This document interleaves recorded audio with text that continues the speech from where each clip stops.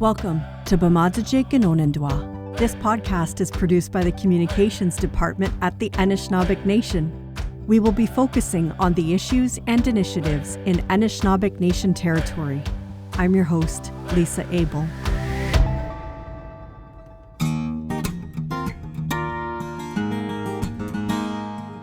The Anishinaabeg Nation held its first Moose Mawangiding, a moose symposium, in Kitigan-Zibi, Garden River First Nation, last September. In our first two Moose Symposium podcasts, we heard from Perry McLeod-Shepagijik and Curtis Avery from Nipissing First Nation, as well as Dale Benoizor and John Paul Kahoko from the Algonquins of Pikwakanagan. We talked about traditional harvesting practices and spiritual protocols, as well as land-based observations and research on how climate and environmental changes are impacting the moose. Since the goal of the moose gathering was to create connections amongst moose advocates, I was happy to speak with symposium presenter Clifford Paul, Moose Management Coordinator at the Unama'ki Institute of Natural Resources in Cape Breton, Nova Scotia. Clifford Paul is Mi'kmaq and hails from Member 2 First Nation. He is the former editor of Mi'kmaq News and became interested in natural resource management while a student at the Integrative Science program at Cape Breton University. This program combined Western science and Mi'kmaq traditional knowledge, including the practice of two-eyed seeing, Eduwabtamuk, as refined by elders Albert and Mardina Marshall. Clifford returned to the workforce shortly before he completed this degree, but continued studying while he worked, earning a BA in Community Studies with majors in problem-centered studies and biology.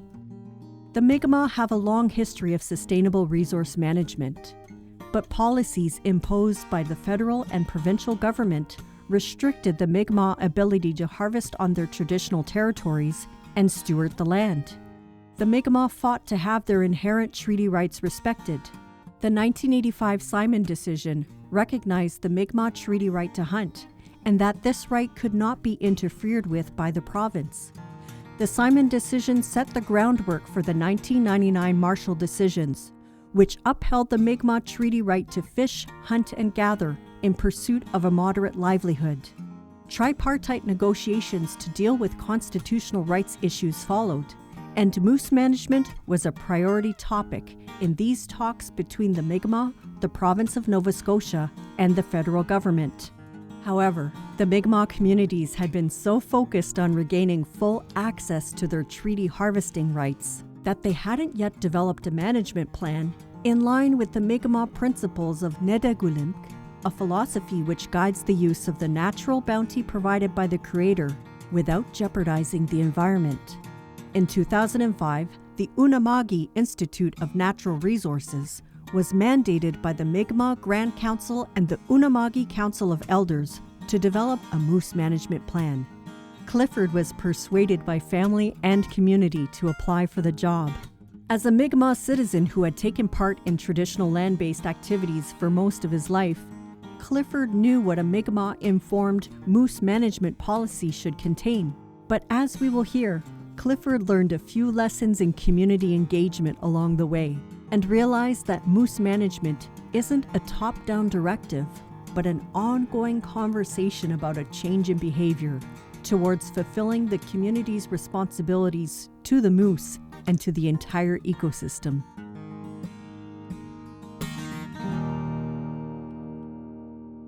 Clifford Miigwech for taking part in the podcast. And what's your title? A Moose Management Coordinator for the Unama'ki Institute of Natural Resources. We work out of Cape Breton in Nova Scotia, but on the moose management portfolio, I work through the Unama'ki Institute of Natural Resources, but I work on behalf of all the First Nation bands across the province. And mainly Mi'kmaq communities then? Yes, all Mi'kmaq. Can you give us a little bit more context about the organization you're working for, the Unama'ki Institute of Natural Resources? Yeah. We're basically the voice for Mother Earth. We're an environmental organization. We have fisheries people. We have all those things you expect from a natural resource management office. Highly educated crew. We're practitioners of the two-eyed seeing, and we take heavily science and traditional knowledge. We weave the fabric of both to build our management plans or to build the scenarios of how we do our work. So in Canada, UINR, the Unama'ki Institute of Natural Resources, is looked as leaders in the field across Canada. We represent the 5 bands in Unama'ki, the 5 Mi'kmaq communities. But the moose portfolio that I do, I work through UINR, but I represent all the bands with the Assembly of Nova Scotia Chiefs. So there's 13 bands in our province, and I work with them through UINR to do the work in the Cape Breton Highlands. Okay, so it's a pretty large territory, and you're collaborating with all of these First Nations. Yeah, because all these First Nations, the only place to hunt moose is in Unama'ki. So their input, because, you might be from the far end of the province, but when it comes to hunt moose, you're living in the Highlands, you're camped there. So your presence really helps us with the management picture, because you're there, you're living there, you're camped there, there's things you see, there's trends, higher, lower, changes to the landscape, changes in the behavior of the animals.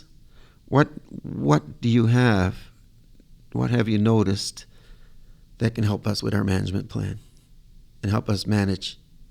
And it all comes into effect. It all is all important. So that's one of the greatest things about my work, is I have that respect in all the communities, the ability to promote those discussions, and the ability to people can talk to me anywhere and tell me their concerns. They can tell me privately, or they can tell me while I'm sitting in the Highlands having my tea.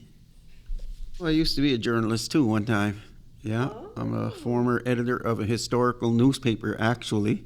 Okay. And people find that hard to believe, but if you look online, Micmac News Online, and you're going to find volumes and volumes and volumes of stories. And I was part of that for a good 11 years of my life.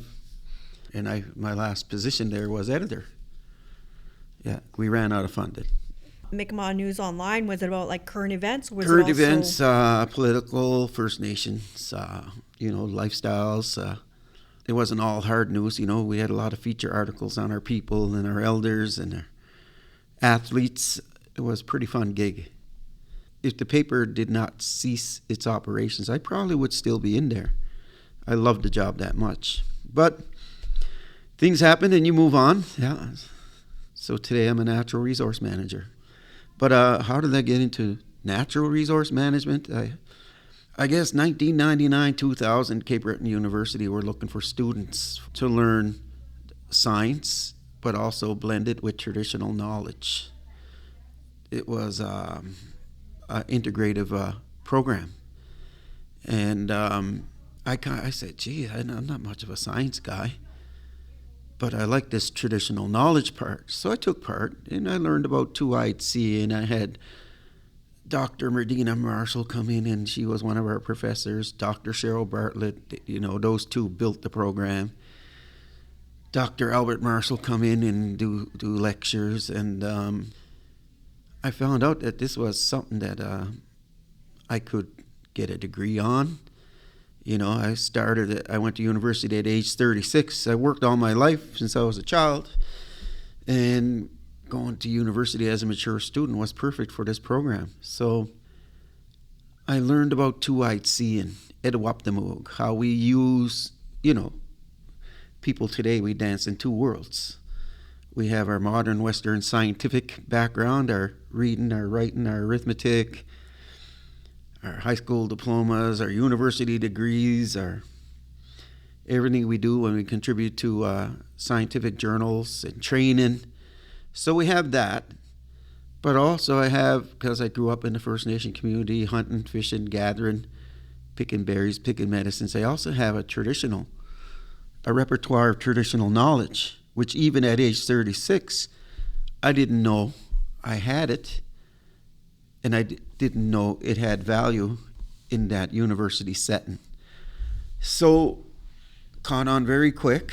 We had a cohort of students, and we were winning quite a few academic awards, and we were fighting for good marks because we were competing for scholarships. And it turned out to be a very, very interesting way of learning and expressing your traditional knowledge. So through that program, I learned a lot about that blending of those knowledges, of walking around or using both lenses to interpret the world, to interpret science concepts, and to interpret traditional concepts, with that ability again to dance in two worlds. So it turned out to be something good, and I left the university on the year I was supposed to graduate. Yeah, I ended up getting work and distracted by the workforce because I had young kids to take care of too at that time. So I left the university, and I was recruited to do stuff. And then there was a time between the university. I had a job there with the union of Nova Scotia Mi'kmaq, and I was working on some of the technologies involved in the Sydney Tar Ponds coke ovens cleanup. It was a big environmental mess, and it was a big cleanup happening. And my job was to interpret the technologies and allow it so that our First Nation community members can understand the complexities of what that brings. So that was my work. That job ended, and I was unemployed for the first time in my life. And while I was a student, my chief, Terry Paul from Emertu, very progressive thinker, and he must have saw something that I didn't see, because he asked me to sit on a committee with Parks Canada to talk about moose and moose ecosystems, and to talk about the park itself, the Cape Breton Highlands National Park. He's a visionary, I guess, so I sat on those, offered my 2 cents, whatever. And in that time, there was discussions on the Mi'kmaq, because we have treaty rights. We went through a treaty litigation period, and we won quite a few court battles in the Supreme Court of Canada. And our harvesters, were going up to hunt moose, and we had a high population then. And they responded to that by, this is a quick way to make money. They were abusing their treaty rights. Our treaty rights, we weren't able to hunt moose for over 100 years, and now we're in a place where there's abundance of moose, hyperabundance actually, and some of them became entrepreneurs. And in that context, our elders, this was way before I was hired, our elders told the Unama'ki Institute of Natural Resources, they said, we want to shut down our moose hunt until we get control, until we find out exactly what's going on up there. We need a change of behavior. And the behavior now is not Mi'kmaq. It's not conducive to sustainability, and it's not something we should be proud of. It was in that environment, when I was on those committees, it became apparent that we need to hire a coordinator. And I remember writing the parameters of that position. And I said, I pity the fool that gets this job. He or she is going to get beat up, shot, or both because of the changes that have to be made. So perhaps once you regain the treaty right, there wasn't really an opportunity to develop a plan to manage that. Yeah, we were fighting for access. Access. We got it. Now what? We spent so much time fighting for access, we didn't have time or resources and some of the inclination to look at the responsibilities that go with those treaty rights. So you wrote up that position. Yeah, they wrote up the position for coordinator, and it was at a time where I was unemployed for the first time in my life. The fall of 2005. And my sister gives me a little work at her store, be a cashier at her store and all that, make some pizza money and gas money, and, for the kids, keep us in some kind of food. And Walking down the road, and my cousin picks me up. And he says, Cliff, they're calling your name. And I'm just saying, who's calling my name? And he says, the Unama'ki Institute of Natural Resources is looking for a moose management coordinator, a manager. Points right at me like this, that's you. I look at him, I said, you know what, man, I don't think I want that job. I helped build the parameters for that position. This person is required to be a conduit for change. And he says, no, they're calling your name, you should apply. And I say, you know what? Because we're all spiritually connected in this world. I said, I'll offer prayer. I'll pray on this. I still didn't want the job, but I put that energy in the universe, the prayer. And that was it. I never thought of it again. Then about 10 days later, my brother drives by, stops, picks me up. Hey, brother, let's go for coffee. I say, sure, you paying? Because I'm broke, right? And yeah, I'm buying. And then as soon as I sit in this truck, he points at me just the same way my cousin pointed at me. He says, Clifford, I had a dream. So I'm very interested in my brother's dream because he's a spiritually connected young elder at the time. And I said, okay, tell me your dream. And he pointed at me just like he pointed at the way my cousin pointed at me. I dreamt you were doing great things with moose. And boom, it hit me. A bolt of electricity went right through me head to toe. Shiver. I have no hair on my arms, I have no hair on my legs, but it stood up. I know, right? The hair on the back of my head stood up. It was a moment where if the angels were to sing, they would sing, you know? Wow, yeah. And I had this great moment of realization. I'm even getting shivers telling this story. And I said, well, Danny, I put prayer out, and there's this position at UINR. And he says, put your application in today. Isn't that good advice from a brother who cares about me? So I said, I really don't know, man. The person who gets this job is going to get beat up, shot, or both. You need this person has to be. I don't know, but you're still sitting here, so yeah. That's I guess right? Yeah. Maybe that didn't happen. Yeah. Anyways, I applied, and I was called for an interview. I was the last one interviewed on a Friday afternoon. So they started asking questions. What's missing in our hunt today? And I said the spiritual element needs to be brought back. We have hunters that hunt traditionally. They offer prayer. They make it sacred. A lot of our hunters don't have the benefit of those teachings. We need families back up there. We need elders and youth hunting together. We need it to be safe. We need people to respect the moose and do ceremony. And I was going and going, and I was answering those questions from my heart. I didn't rehearse or study lines to be in that interview. I just sat there with open heart, open mind. I even did a prayer before I went in.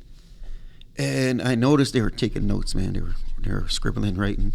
Table was even shaking. They're writing hard because they had me for a while. And I was just saying what needed to be said. When it was over, I said, when would I know? And the female administrator tells me in Mi'kmaq language, Keskamali. That means you wait. 20 minutes later, I signed the contract. I was on board. So we had to go to the communities and talk about moose management. And I'm a good negotiator. Let's talk this through. And for me, moose management is an ongoing conversation that promotes a change in behavior. I was hired.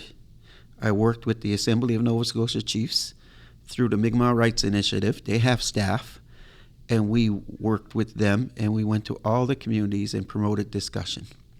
When I got hired, man, I had to do a presentation to the Nova Scotia Chiefs, and I wanted to show them I mean business.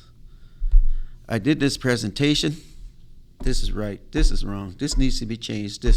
I gave a hardline approach. And I get halfway through my presentation, and I can see the chiefs sitting there like this, looking at each other, speaking Mi'kmaq, nodding their heads. I'm not getting anywhere with that presentation. Am I taking the right approach? what am I doing wrong? Chief says, raises his hand. Clifford, I'm going to stop you right here. It's a humbling experience, but it is the most valuable experience in work. He says, I don't care how tough you are. You can't come to my community talking like that. You can't go to our communities and say, this is right, this is wrong, these are the changes that need to be made. It's a wrong approach. So, I'm younger than these people. I ask, what's your advice? That's humbling because, turning my approach inside out, basically. So the chief told me, he says, Clifford, come to my community with a blank piece of paper and ask 2 basic questions. How would you like to see the Mi'kmaq manage themselves in the moose hunt, in and around the moose hunt? Number 1. Number 2, how would you like to see the Mi'kmaq manage moose ecosystems? And let them tell you what's right, what's wrong. Let them slam their fist on the table and say, this is what needs to be done. And it was the best advice I ever had taken because, number 1, it's humbling. Number 2, it changed my approach, my aggressive stance. And it allowed me to be that communicator to promote those difficult discussions in communities around moose and what's been happening.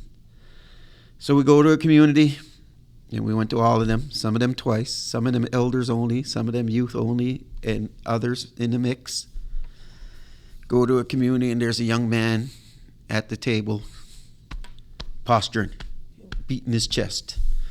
It's my right. I can do anything I want. It's a treaty right. My rights are above all. And he's right. But his auntie is sitting in another table across from him. And the auntie says, well, nephew, I don't like the way you're hunting. What you're doing is not right.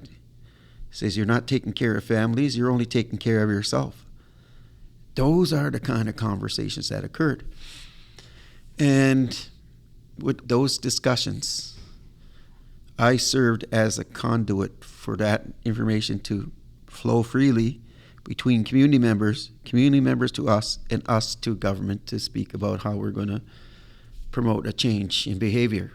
And at those early sessions, during the sessions, we have people saying, and they're very concerned, they love the resource, but they know changes need to be made. They should do this. They should change this. They should bring in this. That's the narrative. And we're writing notes or taking notes. I let them say what has to be said because I'm just part of the conversation, right? And then I ask, when the meeting's all over and they're satisfied they spoke, I ask the people in the meeting, who's they? And they say, we've never been asked these questions before. We never knew we could be part of this management picture. They is us. So the onus is on us to guide you in what needs to be done in this management portfolio. So those first 10, 15 years of my work plan and my deliverables all came from the grassroots. And to me, that's the most important thing. We had a symposium in 2009, and our delegates wanted guidelines produced to show how we're going to approach this resource with respect, and these basic rules we build ourselves. And it's interesting, they weren't written by a bureaucrat, myself, and a lawyer sitting in a room saying this is right, this is wrong, this is right, this is wrong. The authors are our community members who told us this is how we should conduct ourselves in and around this resource, in and around the seasons it's available, and how we're going to approach this resource with respect.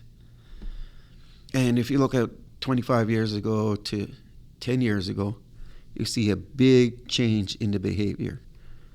And for me, management plan is a change in behavior.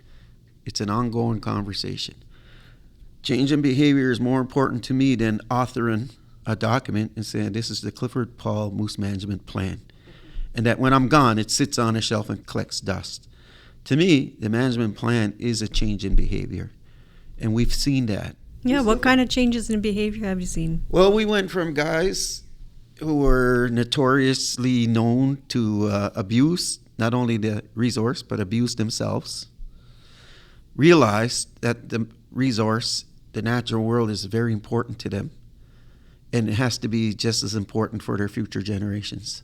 So they stopped being that.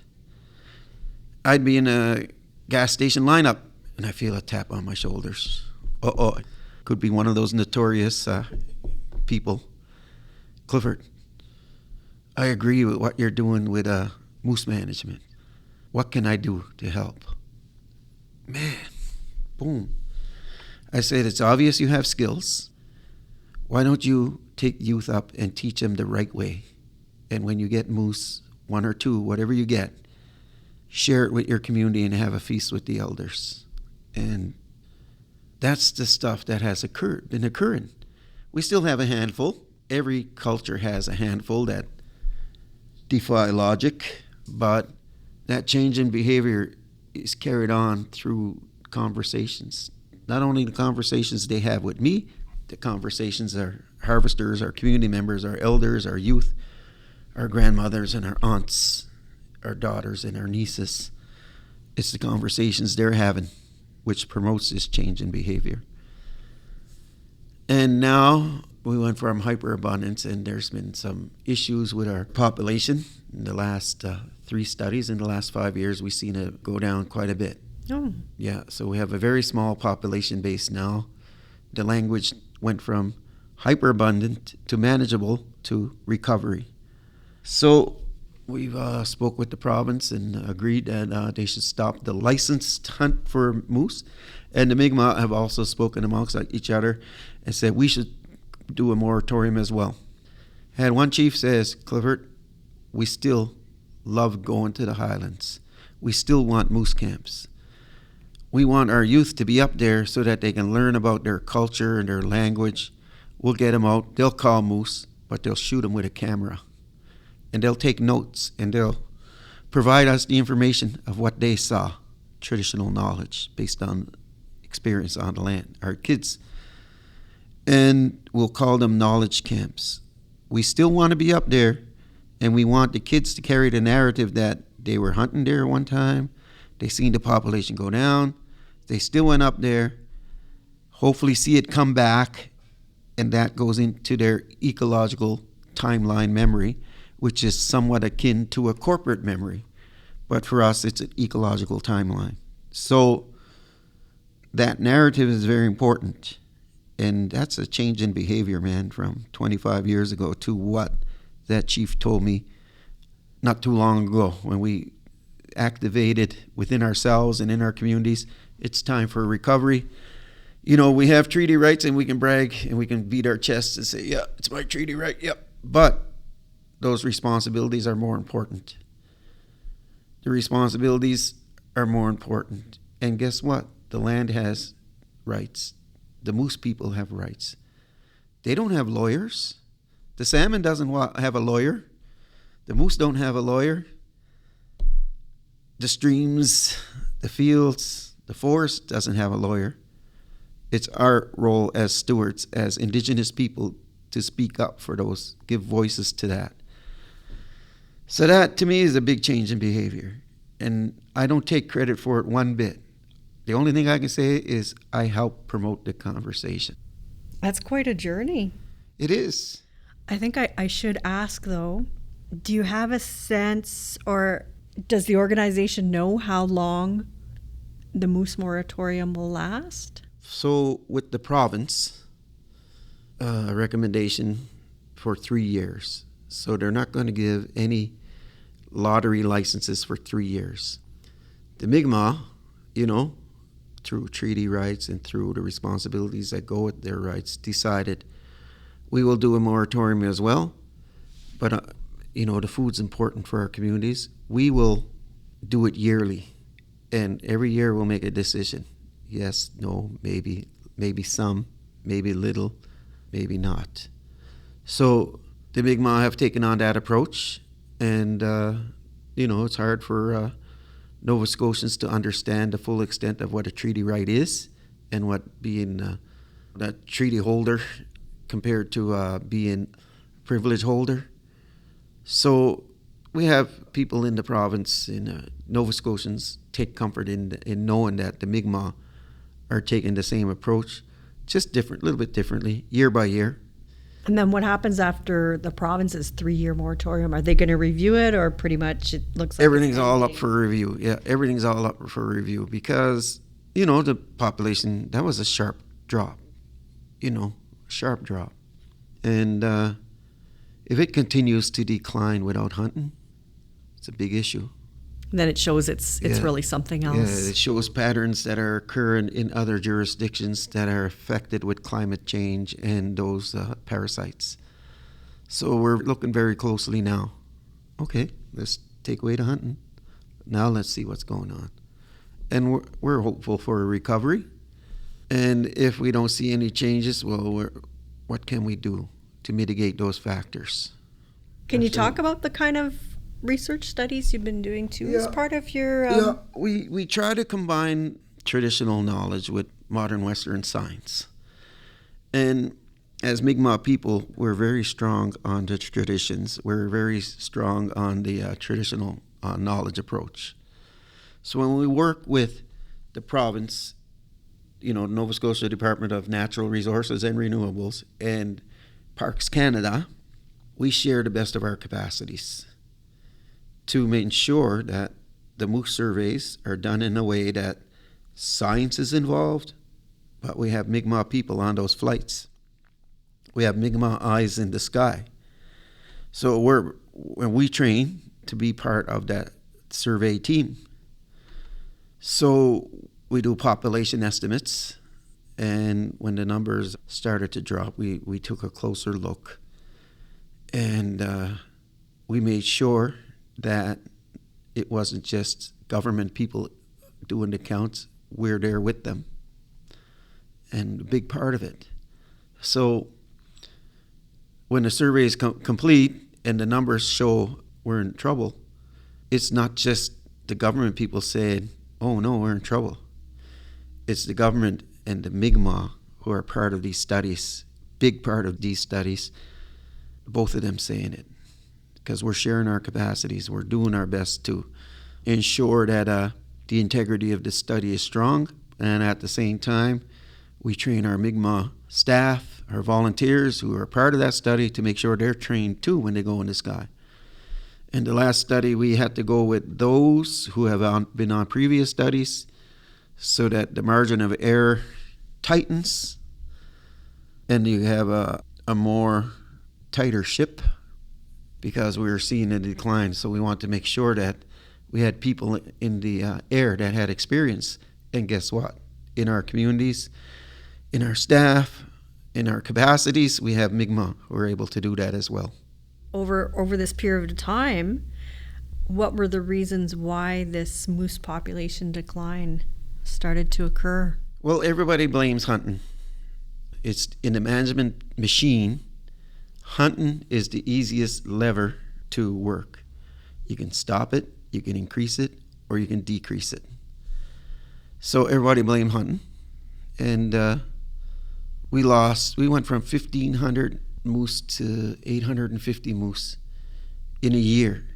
So there's no way 700 moose have been taken by hunting. That's impossible. It would be a pretty busy year for poachers and our own hunters to take that many moose. So we look at other things.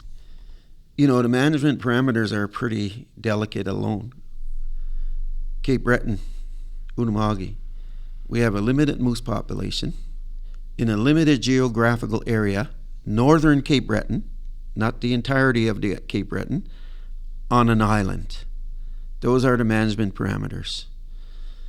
So when we look at the issues, Cape Breton positions itself as the most southernmost point of the boreal forest. So it's basically the Florida of the boreal forest.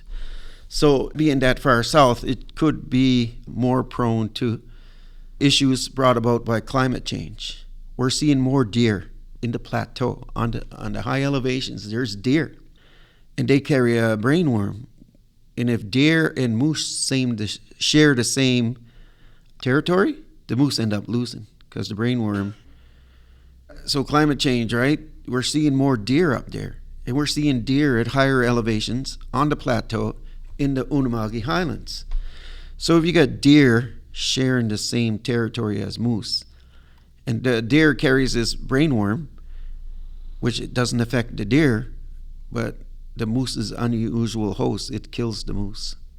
So we're seeing more evidence of the brainworm, and we have to look at that brainworm.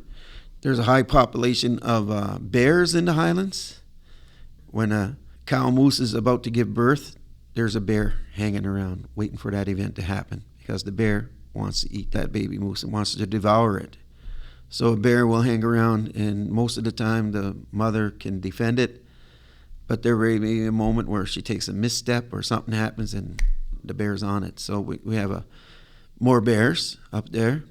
We have parasite associated with the coyotes, and we're finding that in moose, and those need more study.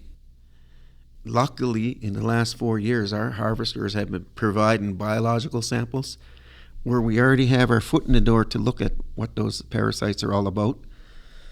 And there's also a parasite, and more study is needed, that's causing the female moose to abort her fetus. Why? I don't know. To survive? Maybe. But there's other angles we have to approach. And then there's the activities of man. It's a recreational area. Got a lot of recreational vehicles up there. It's a forested area. We have a lot of forestry going on. We have to take a closer look at those activities as well. One night I'm coming out of the highlands. It's late. And I can see a bright light in the field. I said, oh man, this is a UFO. I'm like getting chills, man. I want to get home. And here's this bright light in the field, off the road and everything. I'm just going to drive by it. I'm going to get home. It's late. It's cold. I look. It's a harvester, tree harvester with a bright work light, 24/7. It's cutting trees, stacking trees in the middle of the night. That's telling you what's going on with these forestry activities. Truckload upon truckload upon truckload taken off the highlands. That's got to have some effect on the habitat and the relationship between industry and the province of Nova Scotia. The Mi'kmaq have to take a very close look at that because we have treaty rights, we have jurisdiction, things are happening, and it's a surprise to us. So we have to take a closer look at what's going on, the relationship between the province and proponents and the province and, I'll put this in quotation, developers, and see how not only moose are affected, but moose ecosystems. And other ecosystems. Yeah. If I'm just out there managing moose and making moose decisions, I'm not doing my job. Everything within an ecosystem communicates. The salmon, the bear, the moose, the eagles, the trees, the insects, the birds, all these members of an ecosystem, they communicate and they exist. Today, we have moose managers making moose decisions, salmon people making salmon decisions, stream restoration people making stream decisions, lynx people making lynx decisions, and pine marten people making pine marten decisions. And their portfolios are basically pigeonholed on the wall. There's no communication. Yet in an ecosystem, all those members communicate, and they're supposed to thrive within that ecosystem. So as managers, we have to increase our communication to a level that ecosystems can benefit. So if I only make moose decisions, well, I'm not doing my job. I have to make decisions and work with our community members to ensure that everything that's supposed to exist and thrive within that ecosystem, those are where the decisions have to be made. Are you finding this approach is starting to happen across the board with your colleagues working in these other areas? Exactly, it is with us, at UINR. When I go to do presentations I speak to a lot of learning institutions, a lot of young people who want to get into natural resource management, and I tell them that scenario. So I open their eyes to the Mi'kmaq perspective, the holistic approach. And it's natural. It's not complicated. We just have to be more aware. We have to take the time to really understand it all. Yeah, exactly. Right? We can't only focus on one thing. We always have to be aware of this. Exactly. So that's the kind of thinking that's needed. The old guard, people doing studies, that's perfect. But they also have to look at all those other members of that ecosystem. And it's still a challenge to do in this day and age because everybody's funded to do something, but not all. So UINR, where I work with, we collaborate a lot and we help each other out. Somebody doing studies on the Bras d'Or Lakes. Yeah, my job is moose, but also I'm a fisherman. I help them out and we help each other out.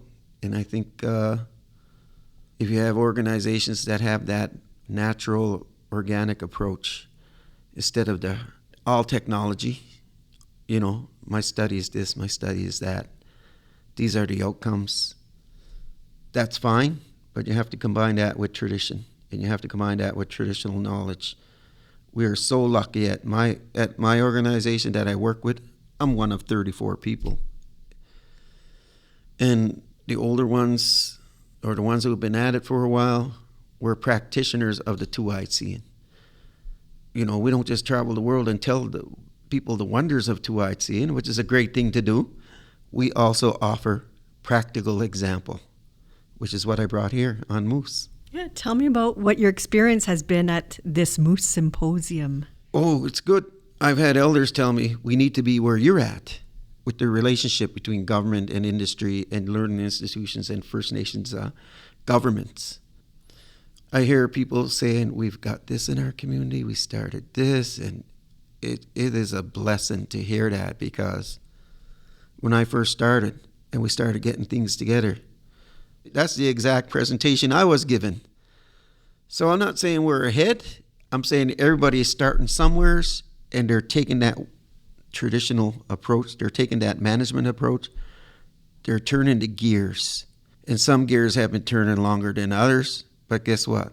They're turning and they're moving forward. And that's what I'm seeing at this symposium. I'm hearing people saying what I used to say 12 years ago. I'm hearing people saying, you know, what I was saying when I was much younger. And it's coming from elders. It's coming from young people. It's coming from everybody in between. And to me, that's a positive change. And to me, it shows that our treaty rights are strong, they're valid, they're existent, and they're still in force. INFORCE, not enforced, in force. And that our people across Canada, across Turtle Island, see the value of our treaty rights, but more so, they see the strength of the responsibilities that go with these rights. Because I could brag all I want about my treaty rights, but if the moose are gone, what good are my treaty rights? What have I done for the next 7 generations? Same with salmon. Same with all those species we rely on. Eels. If we don't protect and if we don't live up to our responsibilities, we're not doing it right. Our people realize the strength of that, and it accounts for not only the evolution of the knowledge, but also the evolution of the awareness of your responsibilities and the evolution of that change in behavior. Well, Clifford Paul, miigwech for taking part in the podcast. All right. It was a pleasure coming down to this territory and sharing my stories. And I have a lot more stories to tell, but those could be other symposiums and gatherings. I look forward to it. All right. Those are wonderful stories. Thank you very much, and nice meeting you. Miigwech. Miigwech. Chimigwech to Clifford Paul for taking part in the podcast, and to the Anishinaabeg Nation Lands and Resources Department for supporting this episode. To learn more about Clifford's work at the Unama'ki Institute of Natural Resources, And to listen to our other Moose Symposium podcasts, find the links in the podcast description. This episode includes the tracks Brothers by Wolf Saga and Chippewa Travelers, and For Eddie by Don Ross, licensed by Nagamo Publishing. Chimigwech for listening to Bamadzaje Ganonindwa. Until next time, Bama Pi.